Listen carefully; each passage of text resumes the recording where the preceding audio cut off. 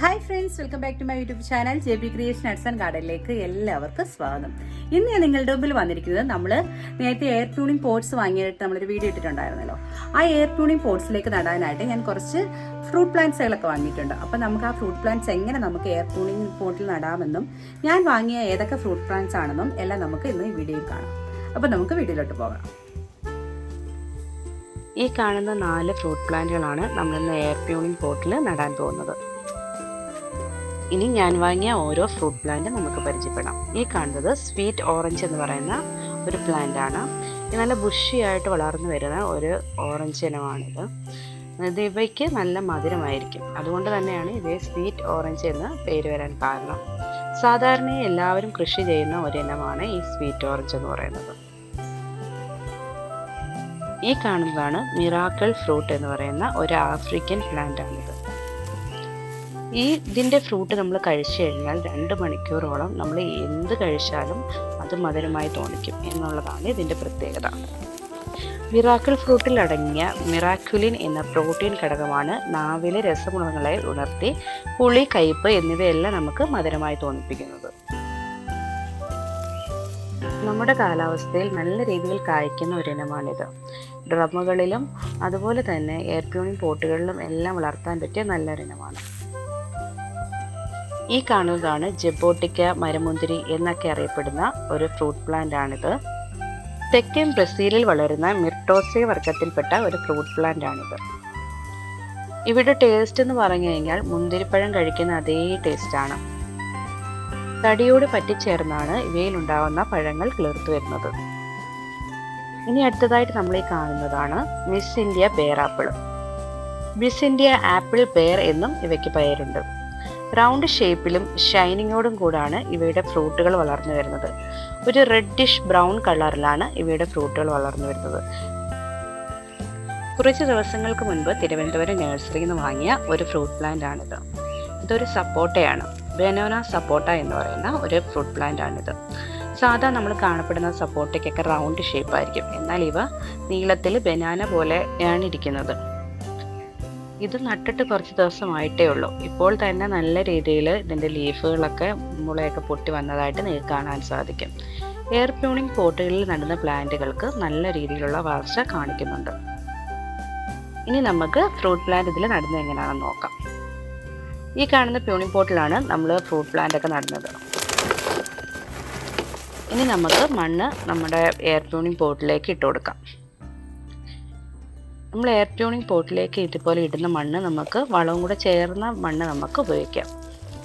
ഇനി നമ്മൾ ശ്രദ്ധിക്കേണ്ടതെന്ന് പറഞ്ഞാൽ ഇതുപോലെ കൈകൊണ്ട് നല്ല രീതിയിൽ അമർത്തി ഇതിലുള്ള ഹോളുകളിലേക്ക് മണ്ണ് നല്ല രീതിയിൽ ചെല്ലുന്ന രീതിയിൽ നല്ല രീതിയിൽ അമർത്തി കൊടുക്കണം. അപ്പോൾ തന്നെ നമ്മൾ ഇട്ട മണ്ണ് നല്ല രീതിയിൽ ഉള്ളിലോട്ട് പോകുന്നതായിട്ട് നമുക്ക് കാണാൻ സാധിക്കും. ഈ എയർ ട്യൂണിംഗ് പോട്ട് എന്ന് പറയുന്നത് തന്നെ നമ്മുടെ റൂട്ട് ഇതിലേക്ക് ചെന്ന് ഈ മണ്ണിലെ ഈ ഹോളിലേക്ക് ചെന്ന് അവിടെ പ്രൂണിങ് നടക്കുന്നത് കൊണ്ടാണ് എയർ ട്യൂണിംഗ് പോട്ട് എന്ന് പറയുന്നത്. അതുകൊണ്ടാണ് നമ്മൾ ഈ റൂട്ട് ചെല്ലാൻ വേണ്ടി ഈ ഹോളുകളിലേക്ക് മണ്ണ് നല്ല രീതിയിൽ നമ്മൾ പ്രസ് ചെയ്ത് ഇങ്ങനെ കൊടുക്കണം. നമ്മൾ ഇതുപോലെ മണ്ണ് നല്ല രീതിയിൽ പ്രസ് ചെയ്ത് കൊടുത്തിട്ടില്ല എന്നുണ്ടെങ്കിൽ കുറച്ചുകൂടെ കഴിയുമ്പോൾ മണ്ണ് കയറാത്തെടുത്ത് വെച്ച് ഇതിൻ്റെ ഉള്ളിലോട്ട് ഈ ട്യൂണിംഗ് പോട്ട് മടങ്ങുന്നതായിട്ട് ഓരോരുത്തർ പറയുന്നുണ്ട്. ഇതുപോലെ നമ്മൾ നല്ല രീതിയിൽ പ്രസ് ചെയ്ത് കൊടുക്കാത്തതുകൊണ്ടാണ്. നല്ല രീതിയിൽ മണ്ണ് നല്ല രീതിയിൽ ഉള്ളിലേക്ക് ഈ ഹോളിലേക്ക് എല്ലാം പ്രസ് ചെയ്ത് അങ്ങ് മുകളിൽ വരെ നമ്മൾ ഇതുപോലെ നല്ല രീതിയിൽ പ്രസ് ചെയ്ത് കൊടുക്കണം. സാധാരണ നമ്മൾ ഡ്രമ്മുകളിലൊക്കെ വെക്കുന്ന പ്ലാന്റുകളെക്കാട്ടും കൂടുതൽ മണ്ണ് നമുക്ക് ആവശ്യമുണ്ട്. നമ്മൾ ഈ എയർ ട്യൂണിംഗ് പോട്ടിലേക്ക് നമ്മൾ ഇട്ട് കൊടുത്ത മണ്ണെല്ലാം കണ്ട് ഇപ്പം തന്നെ നിങ്ങൾ കാണുന്നുണ്ടായിരിക്കും. നമ്മൾ ആ ഉള്ളിലേക്ക് പ്രസ് ചെയ്യുമ്പോൾ തന്നെ ഒരുപാട് മണ്ണ് നമുക്ക് ആ ഉള്ളിലോട്ട് കയറുന്നുണ്ട്. ഇനി നമ്മൾ ഒരു ചുമന്ന ടൈപ്പ് മണ്ണ് ഇവിടെ അവൈലബിൾ ആണ്. ഞാൻ ഈ കറുത്ത മണ്ണ് കൊണ്ടുവരുന്നത് എൻ്റെ ഹസ്ബൻഡിൻ്റെ വീട്ടിൽ നിന്നാണ്. അപ്പം 2 മണ്ണും കൂടെ നമ്മൾ കൂട്ടിച്ചേർത്താണ് നമ്മൾ ഇതിലേക്ക് നടാനായിട്ട് ഉപയോഗിക്കുന്നത്. അങ്ങനെ നമ്മൾ ഈ ഇതെല്ലാം ഇട്ടിട്ടുണ്ട്. ഇനി നമുക്കിതിൻ്റെ മുകളിലായിട്ട് നമുക്ക് വളങ്ങൾ നമുക്കിതിൻ്റെ നടുക്കോട്ട് ഇട്ട് കൊടുക്കാം. നമ്മൾ ഇട്ട് കൊടുത്ത ഉടനെ നമ്മളിതുപോലെ പ്രസ് ചെയ്ത് നല്ല രീതിയിൽ ഉള്ളിലോട്ട് പ്രസ് ചെയ്ത് കൊടുത്തിട്ട് ഇതുപോലെ ഞാനിപ്പോൾ ഇട്ടിരിക്കുന്നത് എല്ലുപൊടി, വേപ്പിൻ പിണ്ണാക്ക്, കടലപ്പിണ്ണാക്ക് ഇതെല്ലാം കൂടെ മിക്സ് ചെയ്തിട്ട് പിന്നെ ഫുൾ മീൽ എന്ന് പറയുന്നൊരു വളം നമുക്ക് മേടിക്കാൻ കിട്ടും. അതെല്ലാം കൂടെയാണ് നമ്മൾ ഇട്ട് കൊടുക്കുന്നത്. അതിനുശേഷം നമ്മൾ മണ്ണാണ് ഇട്ട് കൊടുക്കുന്നത്. നമ്മൾ ഇട്ട് കൊടുക്കുന്നതെല്ലാം നമ്മൾ മേളിൽ വരെ വരുമ്പോൾ ഈ മേളിൽ വരെ നമ്മൾ ഈ ഹോളുകളിലേക്ക് നല്ല രീതിയിൽ അമർത്തി പ്രസ് ചെയ്ത് വേണം കയറി വരാനായിട്ട്.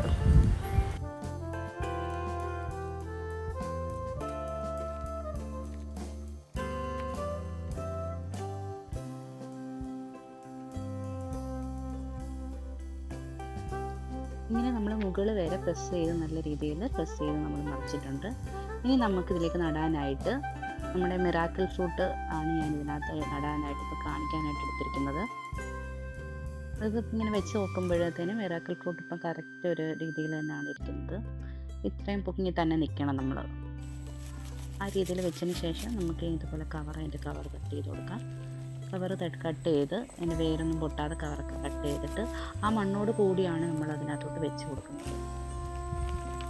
നമ്മുടെ പ്രൂണിംഗ് പോട്ട് ഏത് സൈസിലുള്ള പ്രൂണിംഗ് പോട്ടാണെങ്കിലും ഇതുപോലെ ഫ്രൂട്ട് പ്ലാന്റ് മാത്രമല്ല, നമ്മുടെ പച്ചക്കറികളൊക്കെ നടാൻ വേണ്ടി എടുത്തിരിക്കുന്ന കുറച്ച് പ്രൂണിംഗ് പോട്ടാണെങ്കിലും എല്ലാത്തിലും നടേണ്ടത് ഈ ഒരു രീതിയിലാണ് കേട്ടോ. നല്ല രീതിയിൽ മണ്ണ് നല്ല രീതിയിൽ പ്രസ് ചെയ്ത് അടിയിൽ പ്രസ് ചെയ്ത് ഹോളിലേക്കെല്ലാം നല്ല രീതിയിൽ മണ്ണ് ചെല്ലുന്ന രീതിയിൽ പ്രസ് ചെയ്ത് വേണം മേലോട്ട് കയറി വരാനായിട്ട്. അതിൻ്റെ ഇടയ്ക്ക് നടുക്കിലോട്ട് നമുക്ക് വളം ഇട്ട് കൊടുത്താൽ മതി. അങ്ങനെ ചെയ്യുമ്പോൾ ഈ പ്രൂണിംഗ് പോട്ടിലിൻ്റെ ഉദ്ദേശം തന്നെ നമുക്ക് പ്രൂണിങ് നടക്കുക എന്നുള്ളതാണ്. അപ്പോൾ ഈ ഹോളിലേക്ക് നമുക്ക് മണ്ണ് ചെന്നാൽ മാത്രമേ ഈ റൂട്ടുകൾ അങ്ങോട്ട് ചെന്ന് റൂട്ടിൽ പ്രൂണിങ് നടക്കത്തുള്ളൂ. അതുമാത്രമല്ല, ഇങ്ങനെ മണ്ണ് അതിനകത്ത് ഉള്ളിലോട്ട് ചെല്ലാത്തിടത്ത് വെച്ച് ഇത് കുഴിഞ്ഞു പോകുന്നുണ്ട്. ഓരോരുത്തരും അങ്ങനെ ഒരു കംപ്ലൈൻറ്റ് പറയുന്നതായിട്ട് ഞാൻ ഇതിനകത്ത് വീഡിയോയിലൊക്കെ കണ്ടിട്ടുണ്ട്. അപ്പോൾ നമ്മൾ അതൊക്കെ ശ്രദ്ധിച്ച് വേണം നടാനായിട്ട്. അങ്ങനെ നമ്മൾ നമ്മുടെ പ്രൂണിംഗ് പോട്ടിലൊക്കെ ഇപ്പം മിറാക്കിൾ ഫ്രൂട്ട് വെച്ചിട്ടുണ്ട്. ഇതിൻ്റെ സൈഡിലെല്ലാം നമ്മൾ മണ്ണ് നിറച്ച് കൊടുക്കുകയാണ് ചെയ്യുന്നത്. അങ്ങനെ ഫുള്ള് മേളിൽ വരെ നമ്മൾ മണ്ണ് നിറച്ച് കൊടുക്കും. നമുക്കിതിൻ്റെ കൂട്ടത്തിൽ തന്നെ നമുക്ക് വളവും മണ്ണും കൂടെ ഉള്ള മിശ്രിതം നമുക്ക് മേളിൽ നടാം. അഥവാ നമുക്ക് ഇനിയും വളം ആഡ് ചെയ്യണമെങ്കിൽ ഇതിൻ്റെ മുകളിൽ ഇട്ട് കൊടുത്താൽ മതി. നമ്മളിപ്പോൾ ഈ എയർ പ്യൂണിംഗ് പോട്ടിൽ നട്ട രീതിയിൽ തന്നെ നമ്മൾ വാങ്ങിയ എല്ലാ ഫ്രൂട്ട് പ്ലാന്റും നമ്മൾ ഇതുപോലെ നട്ട് കഴിഞ്ഞു. ഇനി നമുക്കിതിനെല്ലാം വെള്ളം ഒഴിക്കുന്നത് കാണാം. ഇതിൽ നമ്മൾ വെള്ളം ഒഴിക്കുമ്പോൾ ശ്രദ്ധിക്കേണ്ടതെന്ന് പറഞ്ഞാൽ നല്ല ഉണക്കമുള്ള സമയത്ത് നല്ല രീതിയിൽ നമ്മൾ വെള്ളം ഒഴിച്ച് കൊടുക്കണം. എന്ന് പറഞ്ഞാൽ നല്ല ഹോളുകളായതുകൊണ്ട് തന്നെ വെള്ളം നല്ല രീതിയിൽ വാർന്നു പോകും. അതനുസരിച്ച് നമ്മൾ നല്ല രീതിയിൽ വെള്ളം ഒഴിച്ച് കൊടുക്കണം. ആദ്യമായി നമ്മുടെ ചാനൽ കാണുന്നവരാണെങ്കിൽ നിങ്ങൾക്ക് ഇഷ്ടമായാൽ എൻ്റെ ഈ ചാനൽ സബ്സ്ക്രൈബ് ചെയ്ത് എന്നെ സപ്പോർട്ട് ചെയ്തേക്കണേ. പിന്നെ ഈ ഒരു ഫ്രൂട്ട് പ്ലാന്റിൻ്റെ അപ്ഡേറ്റഡ് വീഡിയോസും നമ്മൾ ഫ്രൂട്ട്സിലൊക്കെ വന്നതിന് ശേഷം അപ്ഡേറ്റഡ് വീഡിയോസൊക്കെ നമുക്ക് ഷോർട്സിൽ ഞാൻ ഇടുന്നതായിരിക്കും.